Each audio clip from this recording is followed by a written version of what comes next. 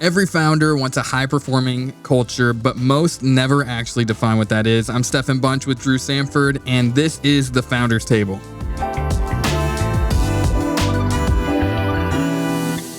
Welcome, everybody. Today at the Founders Table, we are going to talk about an awesome topic, and it's getting yourself right, getting your materials right, getting your employees to understand exactly what is going on in the business. And I feel like a lot of times I have tons of issues over the years not being organized and not telling people exactly what we expect and how we expect it. You not organized? Never. That's hard to believe. Can you imagine business owners that are not organized? Yeah, and like they have ADD or they have all these ideas in their minds. I've never met one. I've met one or two. But I am excited for this conversation because clarity brings distinction. And when you have that, you have something you're running towards. It helps the whole culture. And so I'm excited to have this conversation. Absolutely. This is something that I've messed up in over the years. And I find a lot of people that do this, and I think a lot of people don't do it right. And I'm not saying this is the end-all be-all and this is how it exactly has to be, but this is what I found that works really well for me. And you know, like I go back to like when I've messed up. If you've had employees and you've done things and you've got rid of an employee, you know, and it just happens. If you're starting to go through people like, man, they don't understand what I'm wanting. They don't understand what the goal is. I just don't understand why they're being dumb. Mm-hmm. They're not getting it. It's probably you. Yeah, it's a lot of conversation that we'll have today is about unspoken expectations. Yep. Is that we bring somebody in, we want them to do these certain things. We have in our mind of what this looks like, mm-hmm. and we put the whole picture together in our mind. We're putting them into a place, and when they're not hitting at all cylinders, they're not doing what we think is in our mind should be happening. Correct. Then it causes frustration. Yep. And so we're trying to figure out and work through, even within our company, how do we create those clear expectations. Yep. So when we bring somebody on, they know where we're headed. We're probably going to have some grace up front, mm-hmm. Because they don't have everything that we've been thinking about and dreaming about and planning for months and months and months, but they have the steps to take in order to make it happen. Yeah. And why expectations matter. I feel like we've been kind of systematically going through a business, mm-hmm. and we're getting a lot of feedback from different people online talking about this, saying, oh man, this hits right on.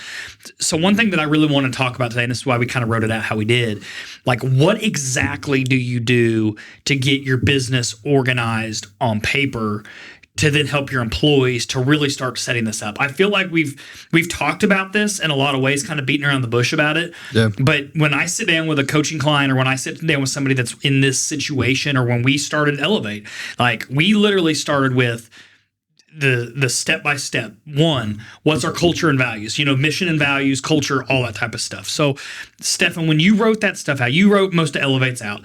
What was going through your mind? What were you wanting to do?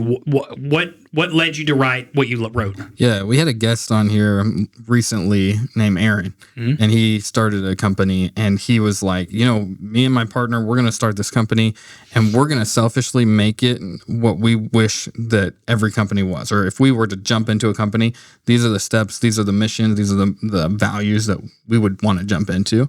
And I think that's the first thought and first conversation that we had, mm-hmm. when we were building out the mission, the values for who we are. And how did you do that? Like literally, like if somebody's watching this podcast today, what does that look like? What did you do? Everybody, whenever you're building a business, you have to find a problem. Yep. You find a problem in an industry, you find a problem with a product that you can fix. And then you build your mission, your vision, your values around that. You mm-hmm. say, this is the problem that we're facing. And this is what we can do to differentiate ourselves in the midst of a whole industry, mm-hmm. to actually bring a real solution.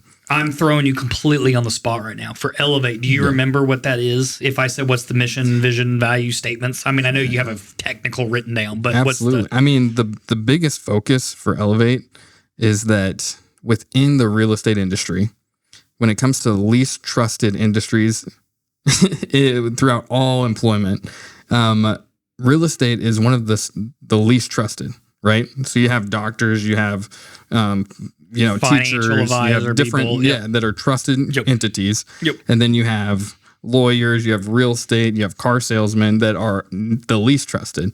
And so our mission and goal was really to provide a value that we're going to provide free value to people. We're going to show them here, we're going to open up the curtain to where they can see the full process and show them, here, this is all the steps we do. We're not afraid of somebody taking it or stealing it, because we are going to do the best at every step that we can, so that you can have full transparency, so that the client can have full transparency, and they can trust every step of the way.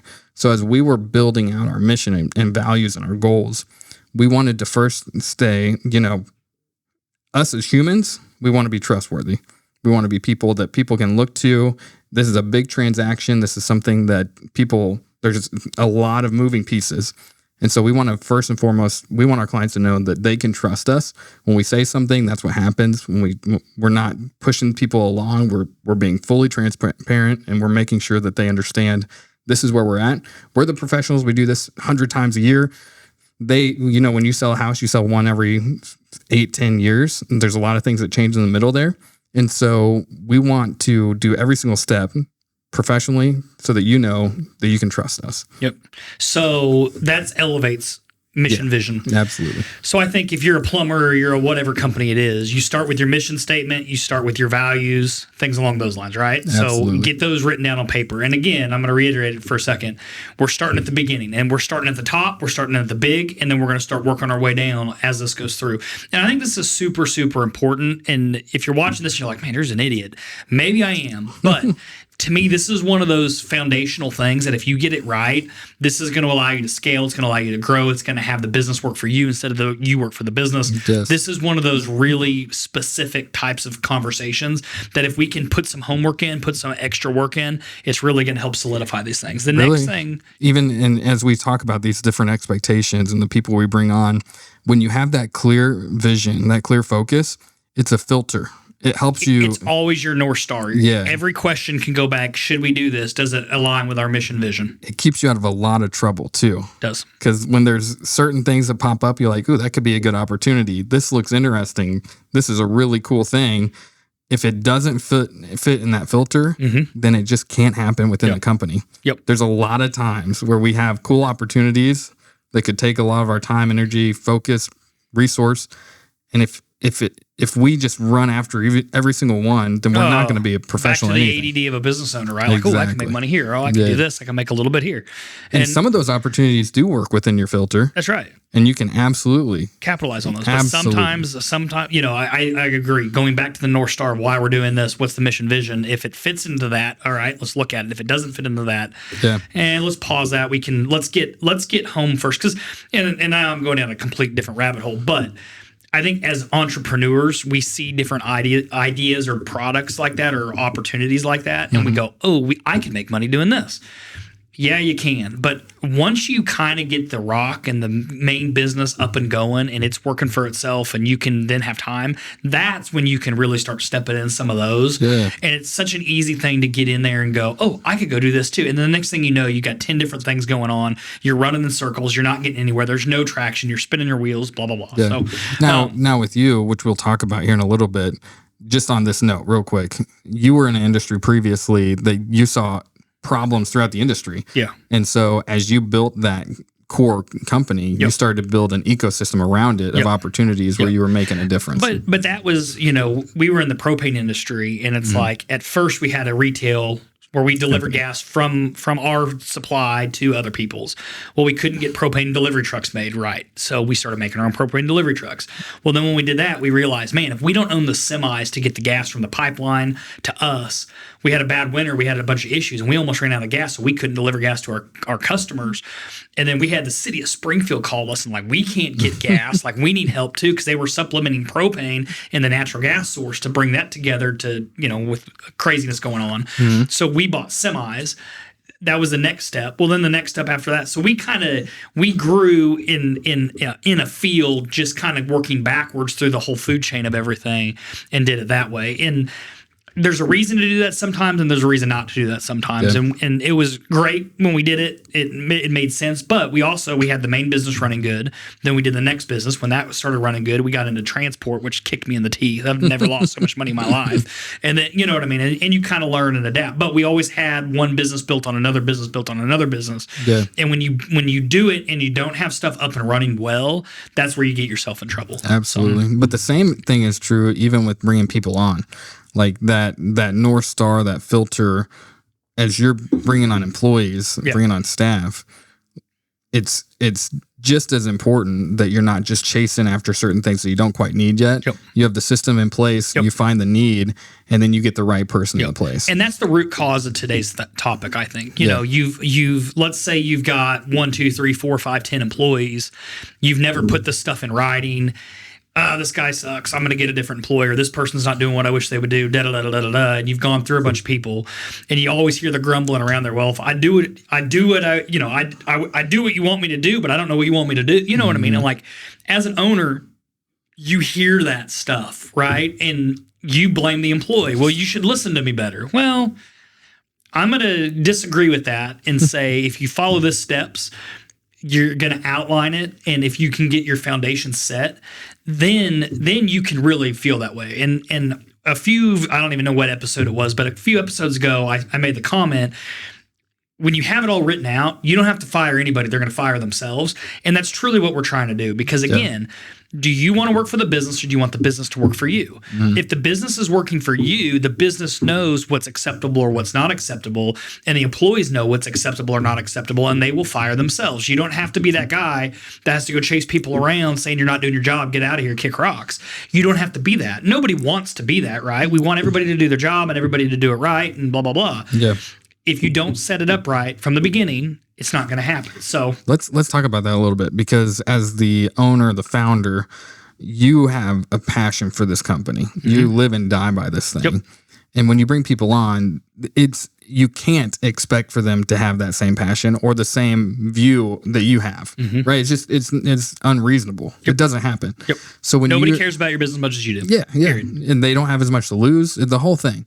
So when you bring somebody on, how do you initially share with them the vision and get them on board? Like, I think before you even hire anybody, you've got to, again, we go back to number one. You need to write down your mission, vision, culture, all that stuff needs to be written down, and you need to have that well documented. The second thing that we're going to talk about is professional standards.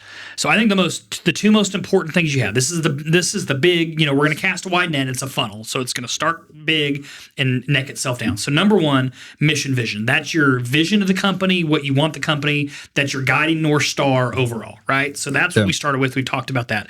The second part of that is actually writing professional standards. I want my people to look, dress, act, talk like this. We go through and we've written SOPs on door knocking, on cold calling, on we've used our resources and our skills to create sellers guides, downsizing guides, buyers packets. Here's the thing I love about you too is anytime we come up with a new problem or a new opportunity, your first response is, let's write an SOP on that. Get it written down. Let's write the process in which you go through so that everybody on the team, even if we're learning it together, now everyone on the team can see this is how we would process this. And the key to that is how many times we've gone back and updated it. A lot. All the time, because we do it. As a business owner, you're never going to know what you don't know, right? And most business owners, we started in plumbing, we started in propane. I started in propane not knowing anything, riding around with a 70-year-old propane tech, finding propane leaks with a lighter. Like, probably not the safest way to find a propane leak, but by God, that's how I learned. So I learned that. Well, I had no idea how to build a propane delivery truck, but we did it, and then we wrote the processes, procedures, and that, and then it works until something fails, and then you change it, and you change it, and you change it, and you change it. And that's how everything should be. It doesn't matter the industry, it doesn't matter what it is. When you write it out, whether you know it or not, doesn't matter. You write it out. When you find the first problem, you fix it, and then you fix it, and then you fix it. And guess what? In 6 months, a year, 2 years from now, you have a bomb-proof catalog of information that nobody can take from you. You know what it is. And guess what? Every employee you have knows what it is. So going back to like when you get an employee, number one, your mission, values, all that type of stuff. The first job interview is, hey, this is who we are. This is what we are. These are our mission and values. Do you think you'd be a good fit in this organization?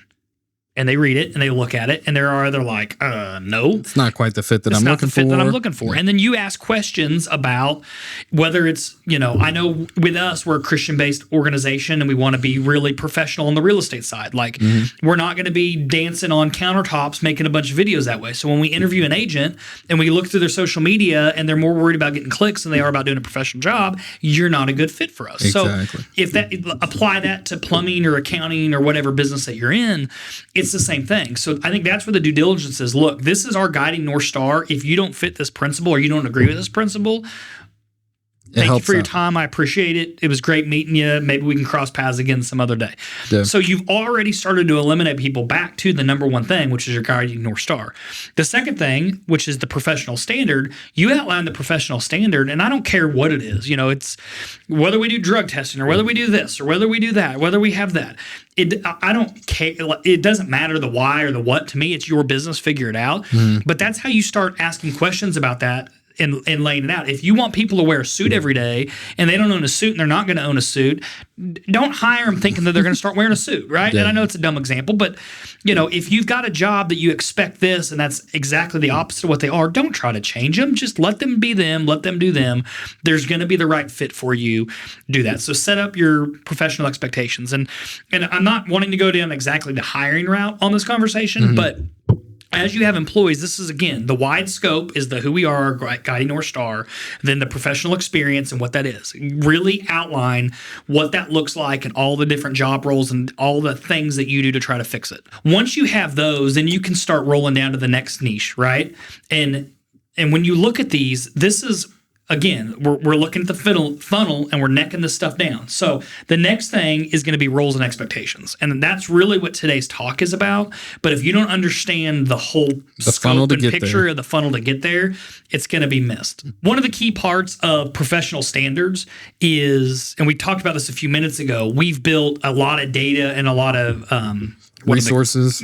Talk about our resources and what we have there and why we like the why behind them, because that's so important. Yeah. So as we look through that funnel, they get past the first phase, I guess, of they understand the business, they see the greater picture, they're on board for that.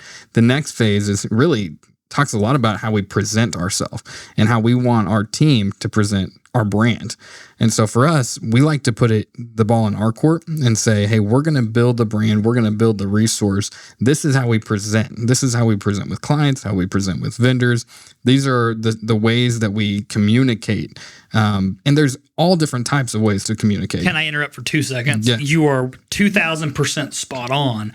I think one of the biggest gains of this is where you as an owner, you're still like the funnel like we're talking about. This is still a very top part of the funnel. Yeah. We're going to give them guardrails later for them to do their own thing.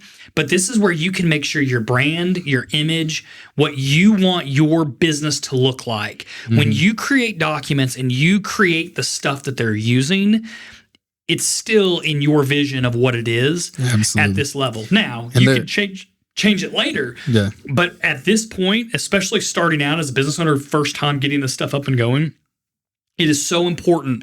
A lot of times you go, well, as I let go and I give different people different jobs and I give them their roles and they're going to run and go whichever way with it, you are still in control. When you make the marketing material or you make the content and you set the expectations, you set all that stuff, this is where you can still set all that and look at that, but it's them doing it, but they've got your brand, your look, your image of the business. Yeah, it's a small example, but an important one for us. And you mentioned it earlier. Within real estate, just within our industry, you have part of being a realtor is marketing yourself, and you've got to get in front of people. And so different people try to do that in different ways. Some people, like you said, they dance on countertops, they do all these funny TikToks, all that thing, they dress up, the stuff like that. And that's fine. That's an avenue to do that. And that could be a successful way to do it. For us, we're leaning into the professionalism side. Yep. We want to provide value. We don't really care about jumping around and doing the things. We want to show you we're going to provide a really professional experience. We're going to do things exceptionally well. Within our marketing, within our resources, if we're talking to an agent about joining our team and they see, this is the standard that we're going to provide, and they want to go a completely different route, the way that they're wanting to represent themselves within the market, it just allows us, without having to even tell them, it allows us to have that breaking point there of saying, hey, this is what the presentation looks like. Yep. Everybody has their personal brand. Yep. Everybody has their SOI. Everybody has their interest and niches. That's all great. Yep. But this is the standard of how we're going to present ourselves well. And that's just one tiny example just through a marketing. But you can apply that through anything. Whether 100%. It's a CPA firm, here's our onboarding packet for our new clients. Yeah. Here's our business consulting packet that talks about what we do as a business consultant. And then it has all the checklist items that you can do.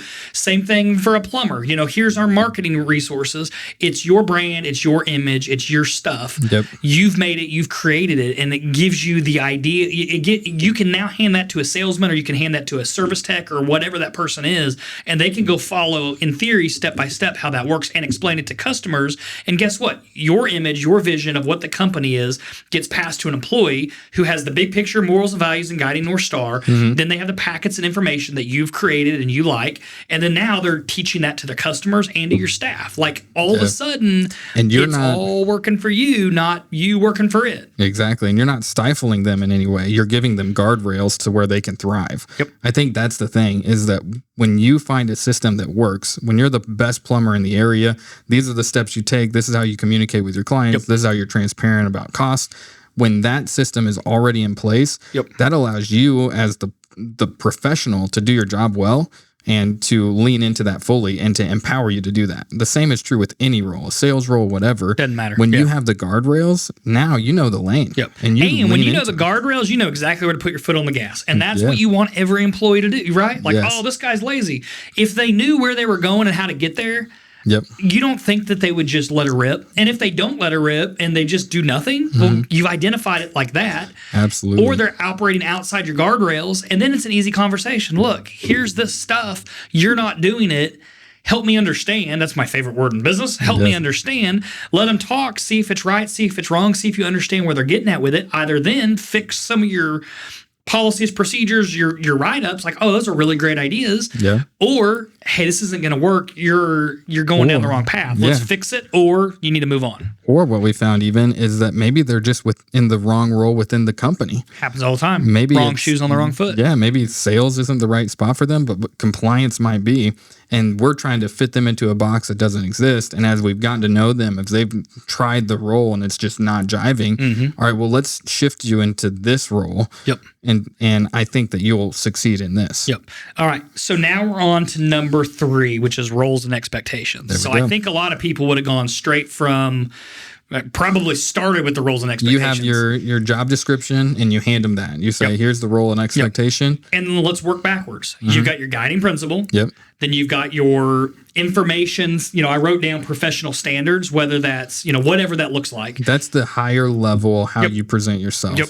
And then from professional standards, and you got your roles and expectations. Now is where you get to the nitty gritty. And this is where it's hard for business owners, because it does. It takes time. Yeah. And this is not meant to be easy, fast. Like, I can't tell you to do this in 5 seconds. This is something that you need to sit down as a business owner. Every business owner needs to sit down, whether it takes 1 day, whether it takes 1 week, or whether it takes 1 month. You need to sit down and you need to literally go, this is this is truly the podcast to me, that if you want to get your business where it works for you, not you for it, you start with this step at this point. You've heard us talk a lot about this. We've done a lot of these things. To me, this is the podcast that you can actually sit down and start writing this stuff out, and you can start putting rubber meets the road, and you can really, truly start changing your business. And I think it starts with mission, culture, professional standards, roles and expectations. So now we're in the roles and expectations standpoint. And this is where it's nitty gritty. Like, if we want to use our real estate agents, we have multiple different packages that the realtors have when they come on board with us. And this is even a weird thing. This is kind of interesting on real estate.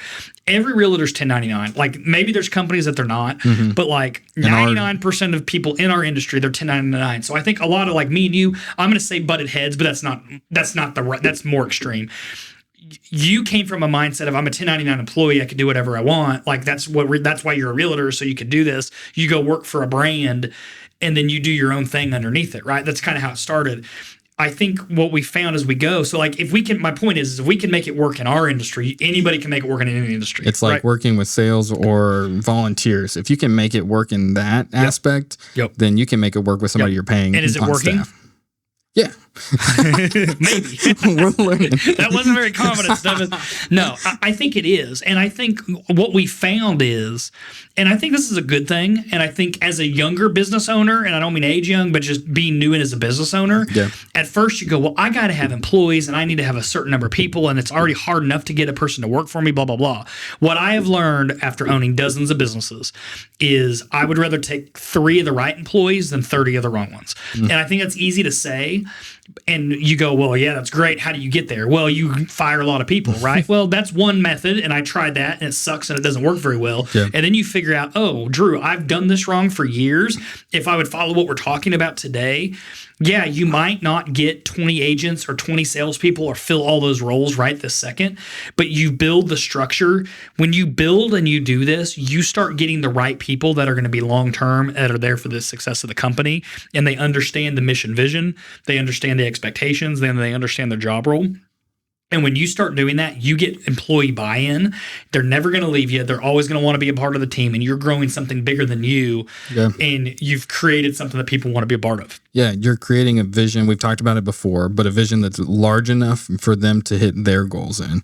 And I think that it's so important. Now we're going to start talking about expectations within the roles, but as we're moving through this and we're talking through our goals, expectations, I'm going to ask you like a practical question and see what you kind of have to say on this. When it comes to, we're talking a lot about these lack of expectations in certain ways. Can you kind of walk us through on a day-to-day, like within your day-to-day business, where do some of these lack of expectation opportunities pop up that you can jump into? That give us some practical advice. Okay, so what I just wrote down, which I feel like this is a good segue for that. I wrote down, so we're under role expectations, right? So from a big picture standpoint, this is where you map out, like we have me, the owner, and I kind of watch everything and make sure it happens. Then I've got my techs, then I've got my salespeople, then I've got my AR and AP, I've got my CPA, I've got, a financial advisor, I've got a business coach, right? So you kind of have to look at a big scale of all that, right? Yeah. When we start talking about like where you might miss with some of these, first off, for every job role, you need to have a job description, right? So practically, write a job description. Guess what? You're going to be wrong. You're going to write it, and then you're going to figure out somebody doesn't do it. And that's where you circle back. Every part of this is a living, like this is your business, and it's a living, breathing, moving being.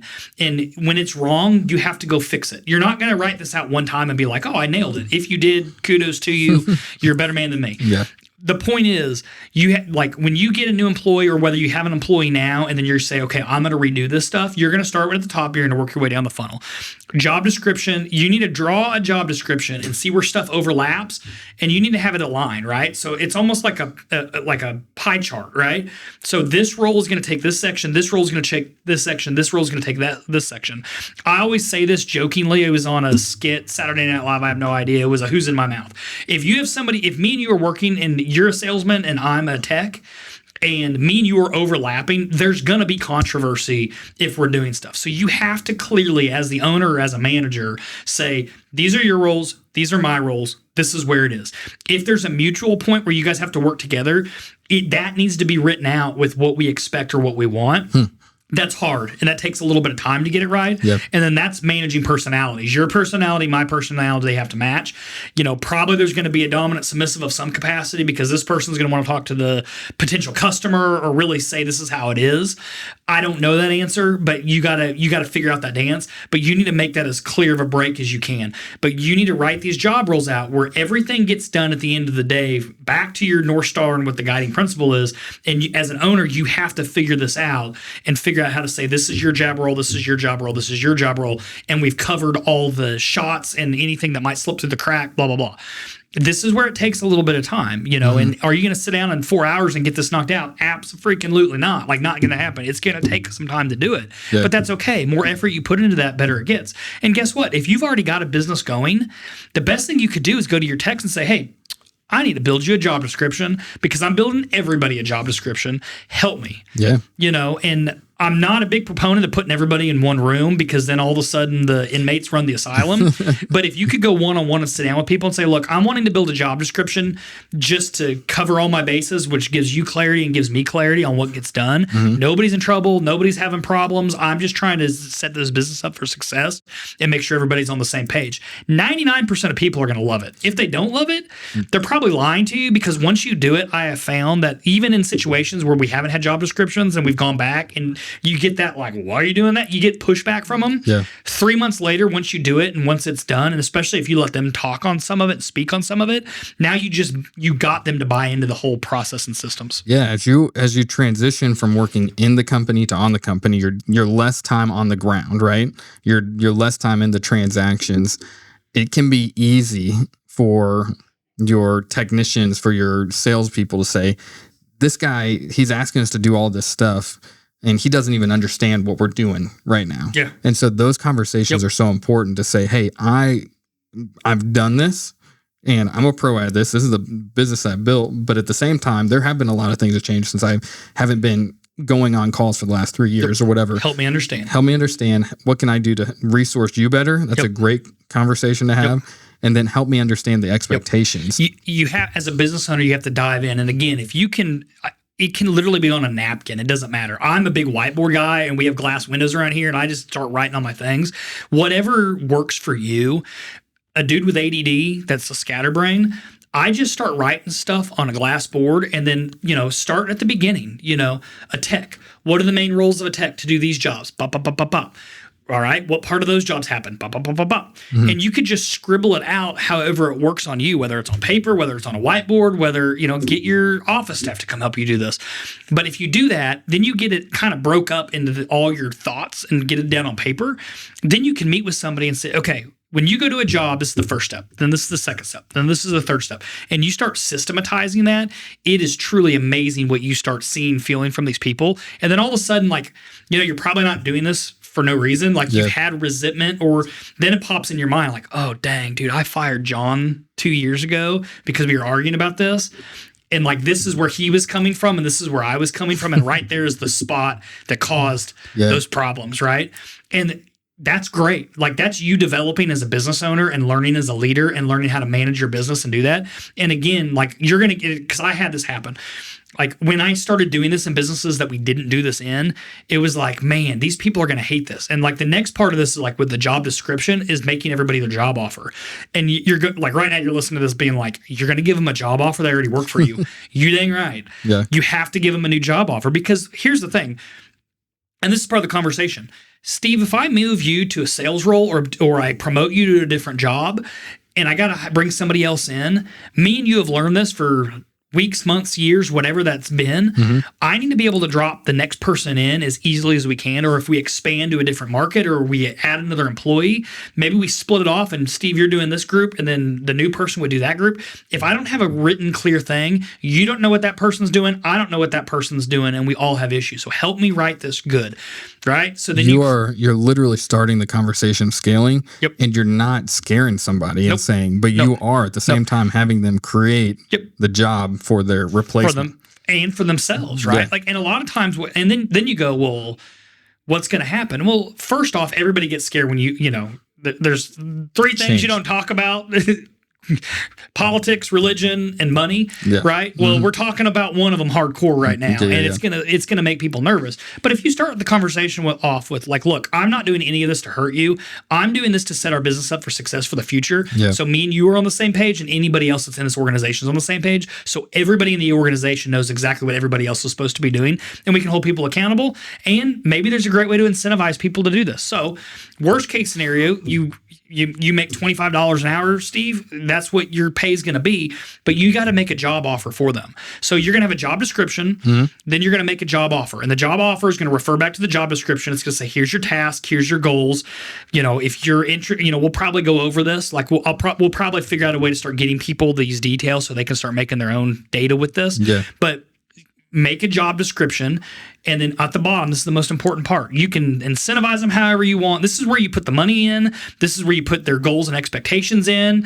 The job's from 8 to 5. There's once a week you're on, or once a month, 1 weekend a month you're on call. Like, this is where you add all the caveats into everything, and you get it all on paper. You've had this conversation. You add their pay in there. You do all that stuff. And this is where the most important thing happens. They sign it. They sign it. They sign it. They sign it. Because now you've instilled a mission vision. You've gave the resources and assets to get people to do what you want. You've created an overall job description, and then you've gave a job offer that refers back to that and says, this is what I expect. And they've agreed to it. And now they've signed it and they've agreed to it. And now you have the accountability piece. Yep. If there's an issue coming back, we're not drawing to their character. We're not drawing to their laziness. We're just having a conversation. Hey, this is what we have. Help me understand where we're at. Is it a struggle on resource side? Is the truck not providing what you need? Is it a struggle on 1,000% sales side? And now all of a sudden you could probably do this in less than a week if you really put some time to it. If you do this, the importance of your business and the ability to manage your employees and the ability to control your business quickly, easily, you just 10x'd what that looks like. And as an owner, when you're running scattered, it's hard. Yeah. I mean, it's hard. I've been there. Your hands in everything. Your hands in everything. When you have this, all you got to do is sit down with what they signed and flip through it and be like, hey, help me understand why this isn't working. Yeah. And maybe they have a great example of why, or an excuse that's really good that you need to change it in the SOP and the whole situation. Maybe they suck. And I know that's two wild different answers. Yeah. But now you get to put a number on the middle of it and figure out where it is. And the truth's typically in the middle. And then you either go back and fix it and correct it. You either put that problem on another employee or on yourself to figure out or fix. Or maybe that's, okay, we're asking him to do this, and maybe this is really the salesman's role, not necessarily the tech's role. Mm-hmm. Now you can start tweaking your business and doing that. And then you can start seeing this water cascade down with how it needs to be. And you can have a conversation. It can be an educated conversation. And the thing is once you do this once or twice, it's game over. You've won. You've set the scene. You've set the table for success in your business for the rest of its being with that. And that's the most important part. Now, we're not finished by any stretch. But at this point, even if you don't do all of it well and you do it all okay, mm-hmm. you can absolutely transform your business in a week from now, 2 weeks from now. Have those conversations with all the employees, organize this, make it work, get buy-in from the employees that you know is going to get buy-in, start with them. And it might highlight the people that maybe have been hanging on too long and have been slowing you down as well. Yep. Also, what I love about these written descriptions is that as you stack them across the board, you're going to find the blind spots that your company has been missing. Not only the employees, but you're going to find the opportunities that you have within the company. And so when you've been thinking, man, we're losing money here or we're not gaining where I feel like we should, mm-hmm. now you have everything on paper. Yeah. And you say, okay, I see this opportunity. But as an owner, now it's measurable and manageable, and you can track it and you can see it. When it's in your head and you're scattered out, you get in this, I'm spinning my wheels, whether it's an income number, we're grossing $1.2 million and I can't get us to, I want to get us to $5 million in gross sales. Yeah. This is what you do to take your business from a good little business to the real deal. Mm-hmm. And then to scale it from the real deal to as far as you want to go. Now it's just a matter of adding a couple of these roles, adding a couple of those roles. You see what the holes are. Maybe you need to get a manager here, so you write that out for this manager role. I'm going to have 3 techs. I'm going to have a general service manager. They're going to handle this stuff. That service manager is now going to talk to the sales side. I got 6-8 salesmen. That salesman's going to have a sales manager. They're going to talk. Now you have built a real business that's scalable for a long time. So you're going right down the path. Next thing, we make these, this thing, I just kind of told Stefan, hang on, we're going to make this podcast today. And it's a handwritten thing. So the next thing is performance goals. Yeah. So this is where you want to keep employees, you want to grow your business. We talked about this a couple episodes ago. Most employees don't leave. Talk about the example of the employee that is wanting to leave and why they're wanting to leave. It's not money, it's... Yeah, so you have people in roles across the board. You might have somebody in sales, you might have somebody as a technician, you might have somebody in compliance. And when we come across people that are struggling with their role, even though we go through the whole interview process and we're like, this person, I think they're really great with people. They seem like a self-starter. They seem like the sky's the limit for them. You get them into the role and then you realize, man, they actually need very specific guidelines, and maybe the sales side isn't quite where they're at because you're going to give them some freedom to go out. Like they've got to be a self-starter. Maybe now that we've been with them for 6 months and we're seeing the struggles, we need to put them in a much more defined role. And maybe that's in compliance or a technician or whatever that might be. And I think this is so important for who we are as a company. The other thing is we have onboarding packets. And for whatever role that they're in, there's a step-by-step guide. And it's typically a 6 to 8 week step guide. So as they're joining the company, they're onboarding for quite some time. I don't think it's a bad idea to, especially when people are switching roles, but even as you're talking to them, even if you are building the description now, work with them to build the resources for kind of an onboarding guide, but not they've been there forever. But it's allowing them and allowing you to see what resources do they need and that we're missing out on, and maybe what resources are we spending a lot of money on that we're not utilizing. There's a lot of great opportunity there as well. This is again, this is where, be it take a week or be it take a month or whatever that is, this is where you rubber meets the road on this, and you really build that business for what it is. So that's really great. So on performance goals, this is where then you can start outlining. If you want to take your business from $1.5 million of sales a year to $5 million, this is where you can look and be like, all right, salesman, I've got this all written out. And Steve, you make $25 an hour. You've done great at your sales role, but if you can get us over X number, and if you go back to some previous conversations we have, know your data, know your KPIs, know all that stuff. If you could say, look, we're running, I'm the owner and I'm doing $1.5 million in sales. I've got a new sales guy hired. I expect them, they're not going to be me. I expect them to do $750,000 of sales. All right. Well, what if they do $1 million? Is it worth paying extra for that? Like now you can start questioning yourself and you can start putting stuff in writing. And that's where the performance goals, I didn't put this under the role expectations, even though we talked about doing the job offer. I don't think you're ready until you know, and that sounds weird to say, but like until you've done the job offer and all that stuff, don't give away the farm, I guess is what I'm trying to say. Because I found myself where I make these things and then you're so eager beaver to like get this out there. You're like, Steve, you've done great. And I don't want you to be scared. You make $25 an hour now. Now I'm going to give you 5% of everything you sell. Well, next thing you know, Steve does the exact same thing he did the day before. And now you're paying him 5% more, 10% more, and you've taken away from your bottom line and he's not doing any more work. And you're going to go, Drew, you told me on the podcast you're going to get a bunch of da-da-da. And this is how I go from $1.5 million to $5 million. Yes, but you got to incentivize them. If they're already at a baseline, don't give away the farm yet. Watch this. There's going to be, you'll see a little lift right out of the gate. It may fall back off, whatever that is. You can have a conversation. But this is where you can start, and that's why I have it the next step down. Get your jobs, get your job description, get your job offer, get that lined out. Then you start looking at performance goals. This is where you could say the business, where do I want the business to be in 6 months, 1 year, 5 years? How do I do that? Do I have good employees that are able to do more if I ask them or incentivize them to do more? Now that I've got this organized, again, don't do this right out of the gate. I've done that. And I've had success and I've had failure, but I think if you just be patient, get this set up, get it rolling, then you can start looking at your performance goals.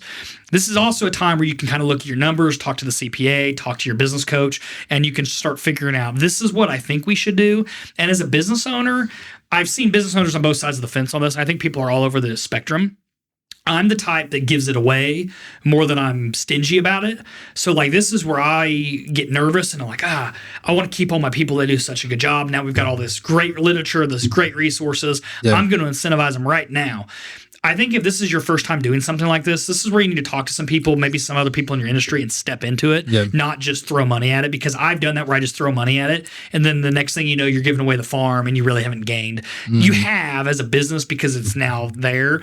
But then when you hire the next person, it's not the same pay structure because you're like, dang, dude, I'm giving too much away. And what are you going to do? Take it back? Like, yeah, that's not a good look. Like that's going to be a fight and a problem when you do that. So I always caution to wait on the performance goals. But this is where you can, what are performance goals all the way across the board, right? If you've got a goal that I want to get the business to 5 million or 10 million in sales, well, what's the baseline number? What's your net down at the end? Is it a net number that you're looking for that you want to make? Is it just a gross number that you want to make? Like why? And I think business owners, a lot of times they want to make more on the top. but what actually trickles down to them. And that's a whole other topic for another day. Yeah. So a lot of it to me is looking at the net and trying to incentivize people based on that. Because if you have 3 employees or 30 employees, and at the end of the day, the owner makes the same amount of money, you don't need 30 employees because that's 30 times the problems. Exactly. With 3 employees, it's 3 times the problems. Let's make the most money we can with the least amount of people we can. And truly, at the end of the day, that's probably going to be the easiest to balance. Now, truth's always in the middle. You got to kind of mix and match that together.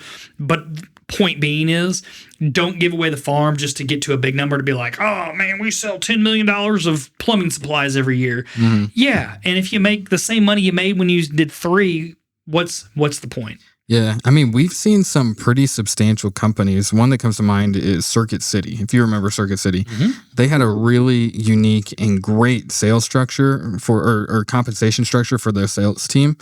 And what they found is their sales team was very incentivized by growing their bottom line as well. And so they just outdid themselves. They were full on. They were going above and beyond. And what happened is they started having to pay a lot more to these sales guys than they were really wanting to. But their bottom line kept going up as well. And they got stingy. And then they restructured all of their incentives. And then it just completely collapsed. Yep. So you can't take it back. It's a weird balance because it is that, like, do I want to have 30 guys? What do you think the CEO and the VPs of everything at Circuit City made? Millions of dollars a year. Yeah. They made those decisions, and then when they cut it, you can't take it back. You can't take it back. Yeah. Yep. So I think for us, it's our conversation a lot is we want our guys to be well compensated for what they do. We want it to be a fair wage, but we even want it to be a bit above that because we want to bring the culture for the cost of onboarding, not only the out of pocket. It's an unmeasured cost that people really don't know or think about. Culture, motivation, the expense in learning to mess clients up, to do this, to the service that you add. I mean, when you bring somebody on, it's just going to happen. Like they're not with a new employee. There's going to be times that they put their foot in their mouth, and maybe you can save it, maybe you can't. But there's a cost of getting that person to a certain level. Yeah. And when you to scrap somebody, and that goes back to the whole reason to do this. Mm-hmm. When you add up the dollars lost in, I had to fire 4 people last year in this XYZ role. The amount of damage you've done to your business by trying to get 4 people through the system. Yeah. If you would just slow down to go fast and fix some of this, it's amazing. Yep. Yeah. Resource your people, provide well for them, but also understand that there's a risk that they could hit the top of the market and go somewhere else. But it's your job as the business owner, as the CEO, as the founder, to provide the culture, to provide the space to where you're saying, hey, you're doing a great job. You could absolutely make more. You could do whatever you want. But right here, we're building a system for you to have more time with your family or whatever your motivation is. If it's more money, here's the steps to do that, to where you're not having to leave to go have to recreate the wheel or build something else. This is a system that works well for you. And money-wise, that's a piece. There's 3 or 4 things that I think people look at in their, the sociology and the just the makeup of how motivations for people. Yeah, how humans' minds work with this. Mm-hmm. Yeah, money matters, but it's not the end all be all. And I think as long as you have if you have a good culture, you appreciate your employees, genuinely care for them, and you care for people, and then you give them a fair compensation. And I don't know that this fits every business, but when I have people, you have some baseline employees, jobs that are just kind of base jobs, entry level, whatever you want to call it. That just is what it is.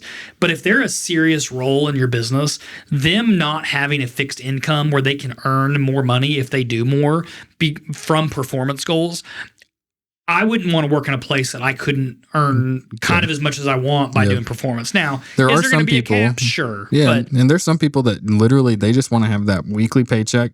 Yep. To where that's their comfort zone. That's where they want to be. And there's some people that are whatever. They want to have that. And if that's the case, you just got to figure out what that looks like. Maybe they want to be I like my base. I want my base to be really close, and that's good. And then other people, there's salesmen that are like, I don't want a base. I just want flat out, give me the commission and get out of my way. Yeah. So you got to figure out if that works for your business. That goes back to your North Star, blah, blah, blah. Performance goals is the last thing we talked about. Now we're going to talk about accountability. And I think this is accountability on both sides. This is the owner's accountability just as much as the employees.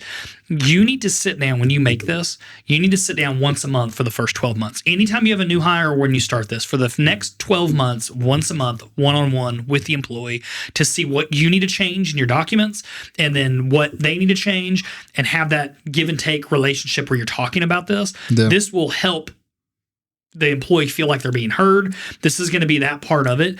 And then it allows you to make sure what you've done is right. And this is not just a cut and dry, I made this stuff, this is how it is, kick rocks if you don't like it.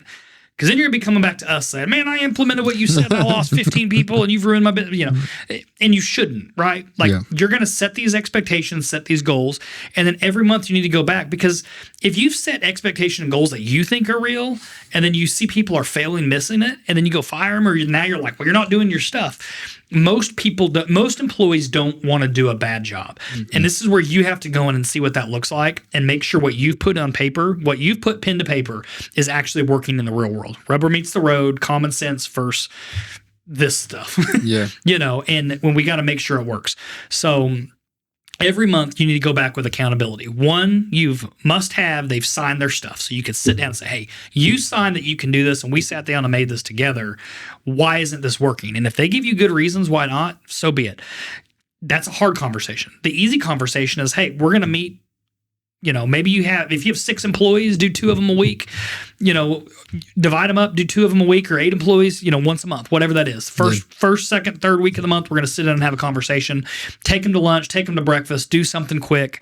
Doesn't need to be a big, long thing, but how is this working? Do you think this works? Of this job description, of this role, what would you change today?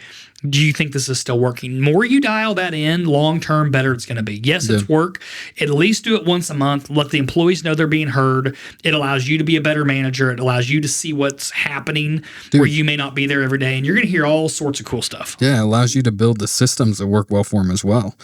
Just like from I'm sure from 3 to 10 employees, business owners feel like all they do is put out fires all day. Yep. When you get this down and you really start to work out what their description is, now you have the systems to support them. I always say when I see managers or people that have worked for me being a fireman, running fire to fire to fire to fire, the system's broken. That's on me. Let's get it figured out. And if that's what your business looks like right now, do this. This will fix it.